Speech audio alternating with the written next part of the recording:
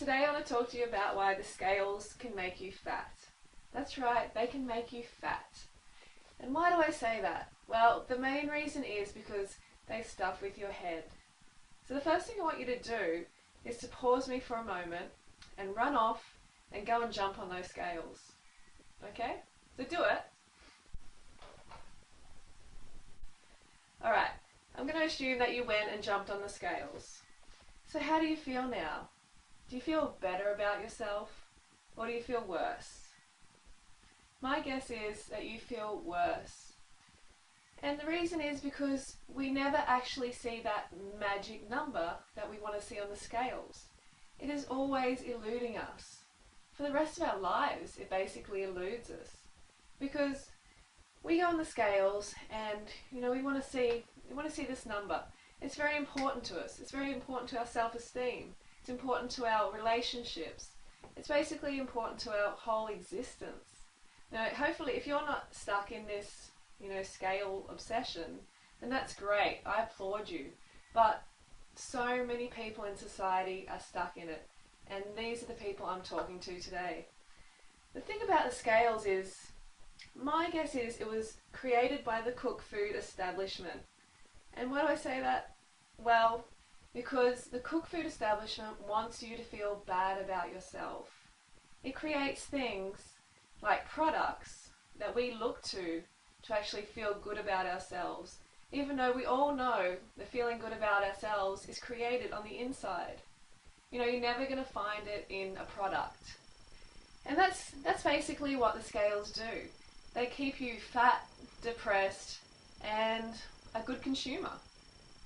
Because once you feel bad, you get off those scales and you go, oh no, I'm not good enough. I don't see the number. I put on 500 grams. Oh no. You know what I mean? I'm not making fun of anyone because I used to be there myself. I used to be a number chaser. I used to have anorexia and bulimia. But no more. I don't care about what I weigh. The only reason that I speak about it is so I can communicate to a culture of people who are obsessed with scales. They want to know the weight all the time.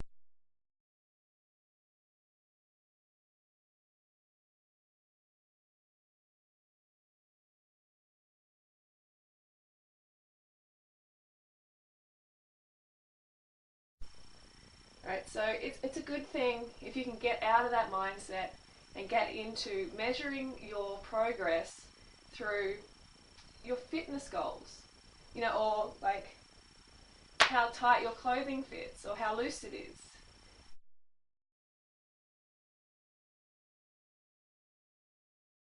Using the scales as a way to track your progress is really, really pathetic.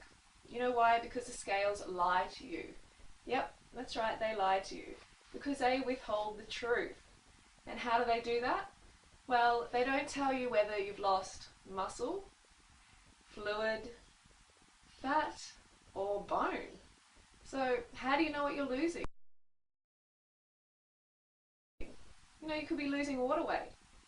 And most likely you are. If you're doing some crash diet, you're just losing water weight. And you're going to gain it all back on within, a couple of weeks or a couple of months. So save yourself the pain. With water weight, the body, especially females, the body fluctuates a lot because of hormonal changes. So just welcome a little bit of fluid change. It's natural.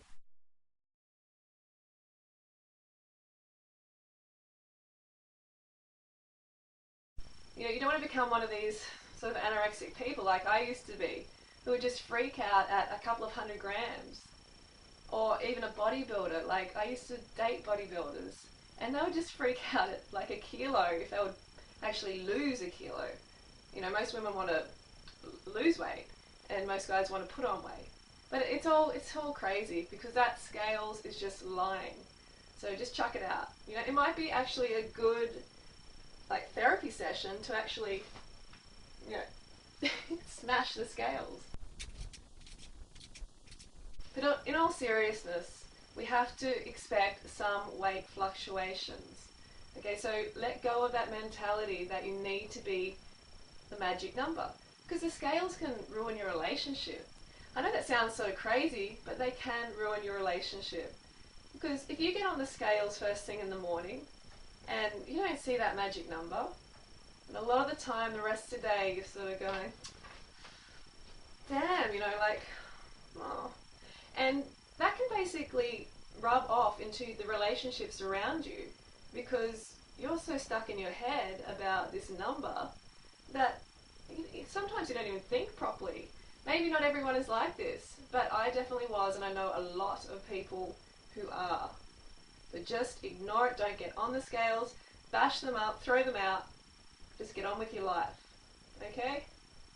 Next thing is they can actually, and they do, make you fatter, indirectly. Well, sort of almost directly. What they do is stuff with your head. So you get on the scales, you don't see that magic number, and all of a sudden you're like, oh no, I'm too fat.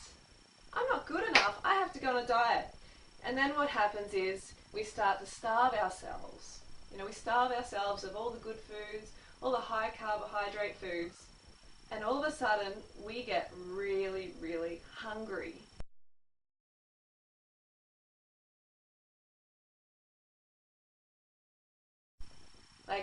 And we get so hungry that we even start to eat our friends, the animals. We start to eat other animals.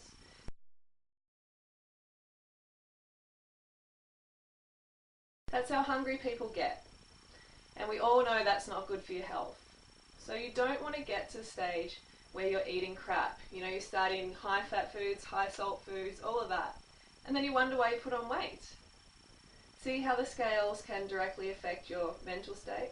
They can actually send you towards the bad food. And then you get fatter. And then you're back to square one. These fad diets, they just do not work. Especially these low carbohydrate, sort of like raw paleo diets. They don't work long term. You may feel okay in the short term, but where about sustainability?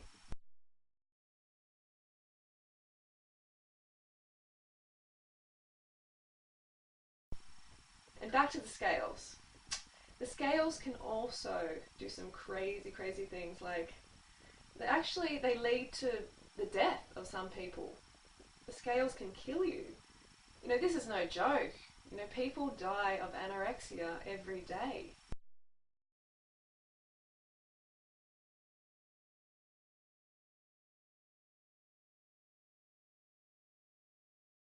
And that's directly related to that magic number.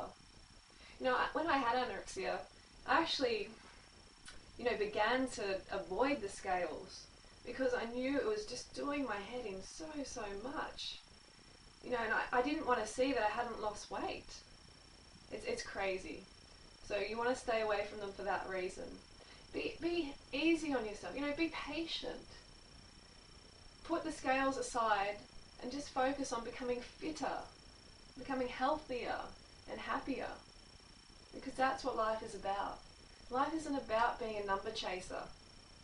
Life is about getting the most out of it, having fantastic relationships, and being yourself, being your true self. And that's when you get that ideal weight without even trying. The way I got lean is I got off the scales because they were doing my head in. And you might be saying, well, it's not the scales' fault, it's our obsession with the number.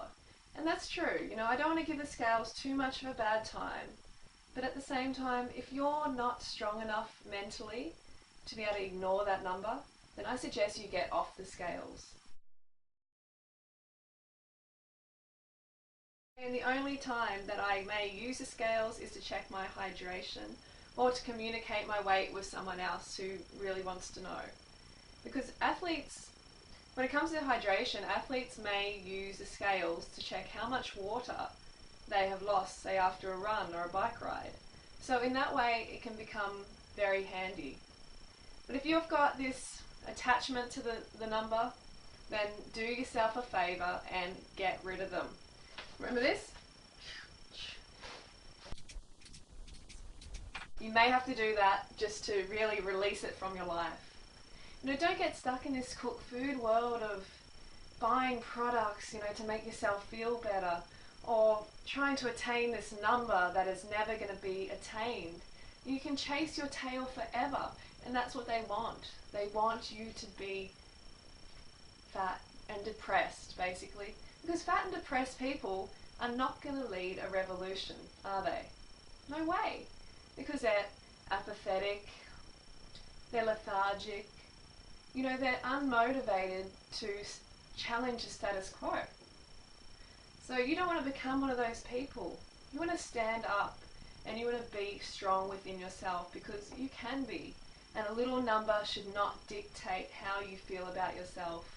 So reclaim your sanity and your weight and chuck the scales out.